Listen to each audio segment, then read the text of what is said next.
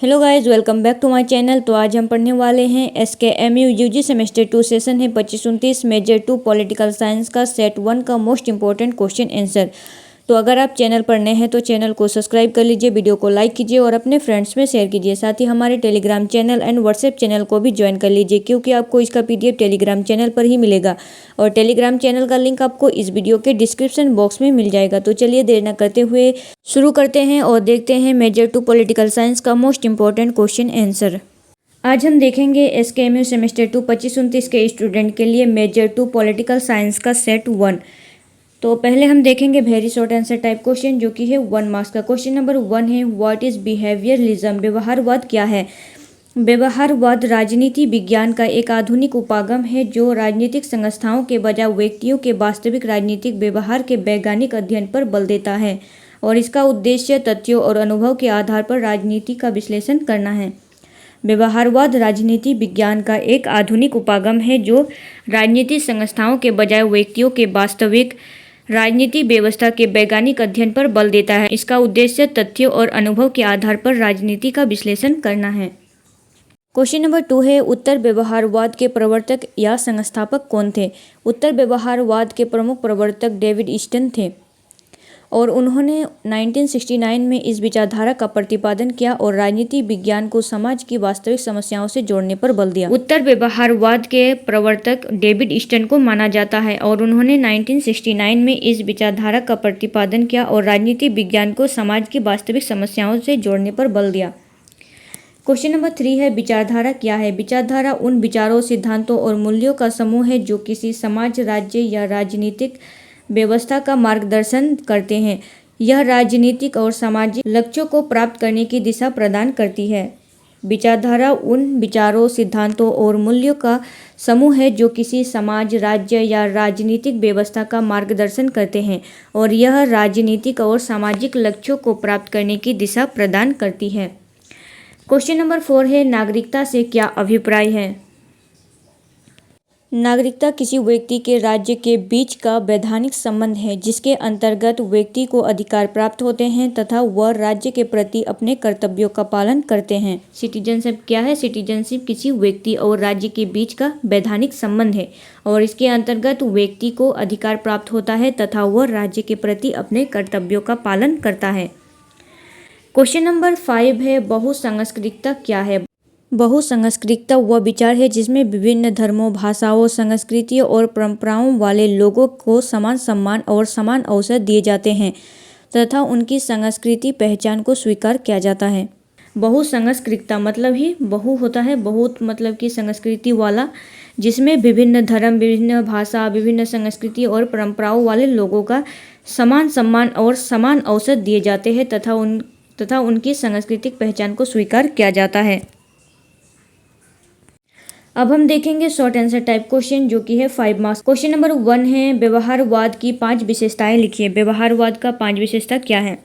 व्यवहारवाद राजनीति विज्ञान का एक आधुनिक उपागम है जो राजनीतिक संस्थाओं की अपेक्षा व्यक्तियों के वास्तविक राजनीतिक व्यवहार के वैज्ञानिक अध्ययन पर बल देता है और इसकी प्रमुख विशेषताएं निम्नलिखित है। पहला है वैज्ञानिक दृष्टिकोण। व्यवहारवाद राजनीतिक घटनाओं का अध्ययन वैज्ञानिक पद्धति से करता है जिससे निष्कर्ष अधिक विश्वसनीय होते हैं। व्यवहारवाद राजनीतिक घटनाओं का अध्ययन वैज्ञानिक पद्धति द्वारा करता है जिससे निष्कर्ष और अधिक विश्वसनीय होते हैं।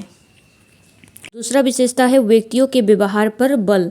इसमें राजनीतिक दलों, नेताओं, मतदाताओं तथा नागरिकों के वास्तविक राजनीतिक व्यवहार का अध्ययन किया जाता है। व्यक्तियों के व्यवहार पर बल, इसमें राजनीतिक दलों, नेताओं, मतदाताओं तथा नागरिकों के वास्तविक राजनीतिक व्यवहार का अध्ययन किया जाता है। तीसरा है तथ्यों एवं अनुभव पर आधारित। व्यवहारवाद केवल सिद्धांतों पर ही नहीं बल्कि वास्तविक तथ्यों, अनुभवों और प्रमाणों के आधार पर अध्ययन करता है। व्यवहारवाद केवल सिद्धांतों पर नहीं बल्कि वास्तविक तथ्यों, अनुभव और प्रमाण पर आधारित है।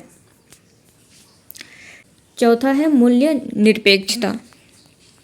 इसमें व्यक्तिगत विचारों, नैतिक मूल्यों और आदर्शों की अपेक्षा निष्पक्ष एवं वस्तुनिष्ठ अध्ययन को महत्व दिया जाता है। इसमें व्यक्तिगत विचारों, नैतिक मूल्यों और आदर्शों की अपेक्षा निष्पक्ष एवं वस्तुनिष्ठ अध्ययन को महत्व दिया जाता है।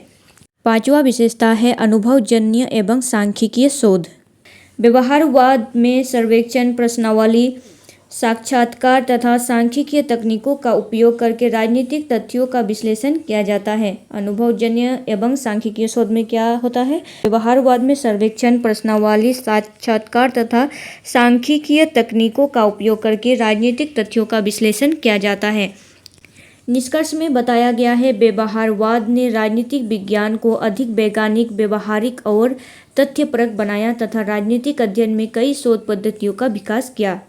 निष्कर्ष में बताया जाता है कि व्यवहारवाद ने राजनीतिक विज्ञान को अधिक वैज्ञानिक बनाया, व्यवहारिक और तथ्यपरक बनाया तथा राजनीतिक अध्ययन में कई शोध पद्धतियों का विकास किया।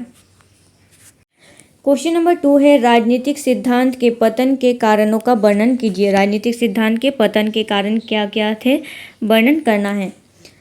पॉलिटिकल थ्योरी के पतन से तात्पर्य उस स्थिति से है जब राजनीतिक सिद्धांतों के अध्ययन का महत्व कम होने लगा। इसके प्रमुख कारण निम्नलिखित हैं।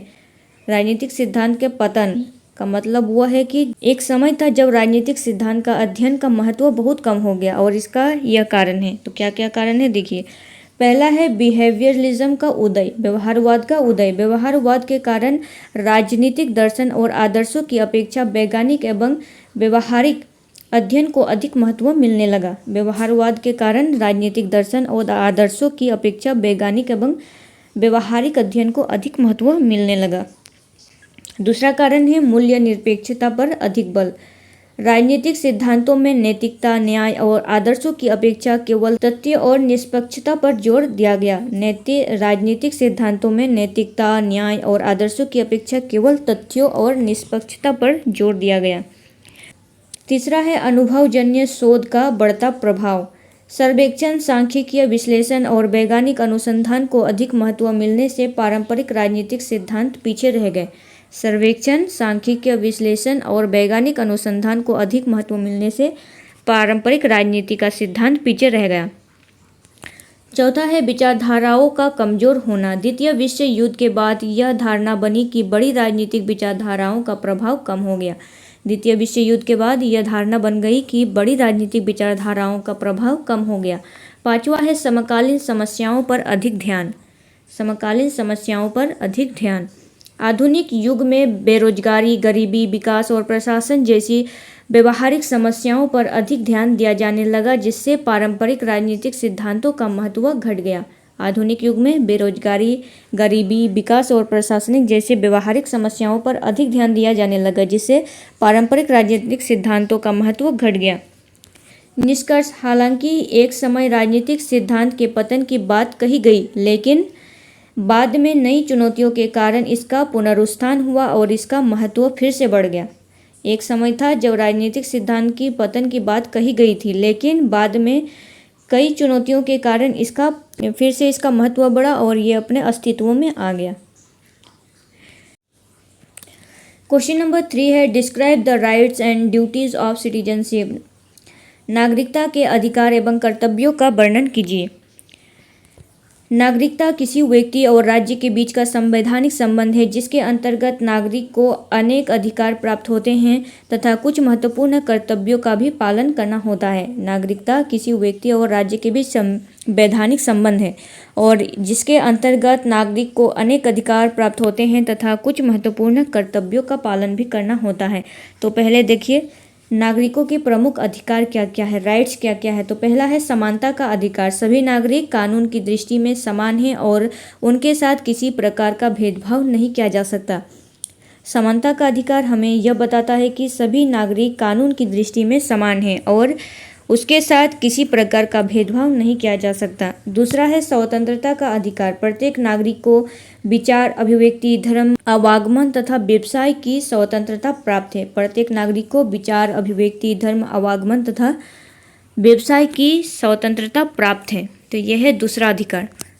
तीसरा है मतदान का अधिकार। प्रत्येक वयस्क नागरिक को चुनाव में मतदान करके अपने प्रतिनिधि चुनने का अधिकार है। प्रत्येक वयस्क नागरिक को जिनका उम्र 18 वर्ष हो चुका है, उन्हें क्या है, चुनाव में मतदान करके अपने प्रतिनिधि चुनने का अधिकार है। चौथा है संवैधानिक संरक्षण का अधिकार। यदि किसी नागरिक के अधिकारों का उल्लंघन होता है तो वह न्यायालय की शरण ले सकता है। अगर किसी नागरिक के अधिकारों का उल्लंघन होता है तो वह न्यायालय की शरण ले सकता है। अब देखिए हमारे क्या ड्यूटीज़ है, क्या कर्तव्य है।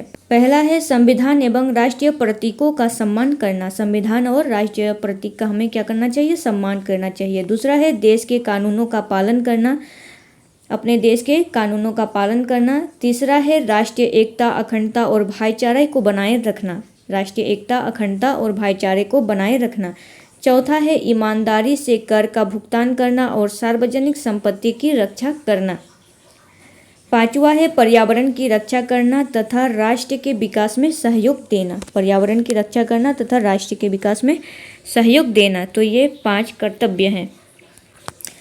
निष्कर्ष, एक आदर्श नागरिक वही है जो अपने अधिकारों का जिम्मेदारी पूर्वक उपयोग करे और अपने सभी कर्तव्यों का निष्ठापूर्वक पालन करके राष्ट्र की प्रगति में योगदान दे। एक आदर्श नागरिक वही है जो अपने अधिकारों का जिम्मेदारी पूर्वक उपयोग करे और अपने सभी कर्तव्यों का निष्ठापूर्वक पालन करे और राष्ट्र की प्रगति में योगदान दे। अब हम देखेंगे लॉन्ग आंसर टाइप क्वेश्चन जो कि है 15 मार्क्स का। क्वेश्चन नंबर 1 है व्यवहारवाद का अर्थ, विशेषताएं, गुण एवं सीमाओं का विस्तृत वर्णन कीजिए। व्यवहारवाद का अर्थ क्या है, इनकी विशेषताएं, गुण एवं उनकी सीमाओं का विस्तृत वर्णन करना है। क्वेश्चन नंबर 2 है राजनीतिक सिद्धांत के पतन के कारणों तथा उनके पुनरुत्थान का व्याख्या कीजिए। राजनीतिक सिद्धांत जो एक बार पतन हो गया था उसका फिर से वह कैसे अस्तित्व में आया उसका वर्णन करना है।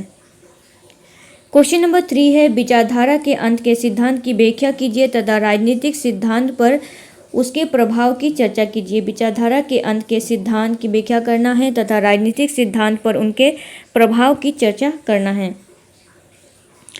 क्वेश्चन नंबर 4 है टी.एच. मार्शल के नागरिकता सिद्धांत का विस्तृत वर्णन कीजिए। टी.एच. मार्शल के नागरिकता सिद्धांत का विस्तृत वर्णन करना है। क्वेश्चन नंबर 5 है आधुनिकतावाद का अर्थ, विशेषताएं एवं राजनीतिक सिद्धांत में उनके महत्व का विस्तृत वर्णन कीजिए। आधुनिकता का अर्थ क्या है, उनकी विशेषताएं एवं पॉलिटिकल थ्योरी, राजनीतिक सिद्धांत में उनके क्या महत्व है, वर्णन करना है। तो ये है कुछ most important question major political science का। तो अगर आपको वीडियो अच्छा लगा हो तो चैनल को सब्सक्राइब कीजिए, वीडियो को लाइक कीजिए और अपने फ्रेंड्स में शेयर कीजिए और पीडीएफ के लिए टेलीग्राम चैनल को ज्वाइन कर लीजिए। तो चलिए मिलते हैं नेक्स्ट वीडियो में, तब तक के लिए थैंक यू।